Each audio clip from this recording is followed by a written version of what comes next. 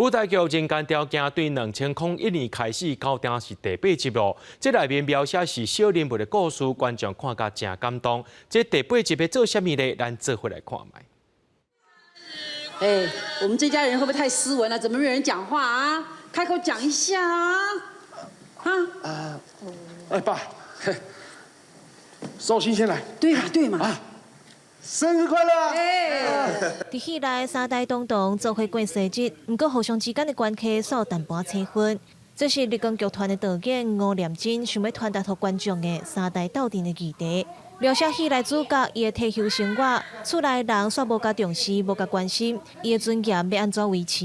其实就反映观众身躯边的真实状况。我即马有健保，搁食好哦，大家一个拢亲像阿不得。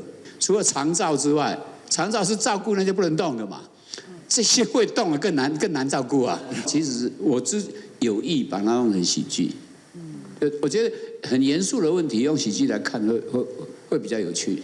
吴念真导演的舞台剧《人间条件8》，反正歌月底就要搬上舞台。这个系列过去的剧情拢淡薄悲伤，不过这届无同款，用戏剧的手法讲出后籍后母组家庭人生百种的形态。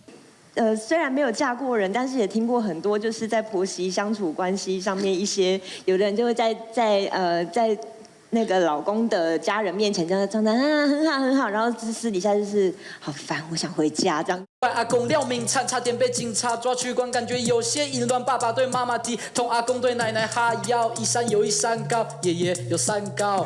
演员嘴念 rap， 传达少年世代对顶一代的无认同，嘛展现现代人对家庭的真侪无奈。导演甲社会现实搬上舞台，嘛互真侪人感受真深。记者林玉凯台北报道。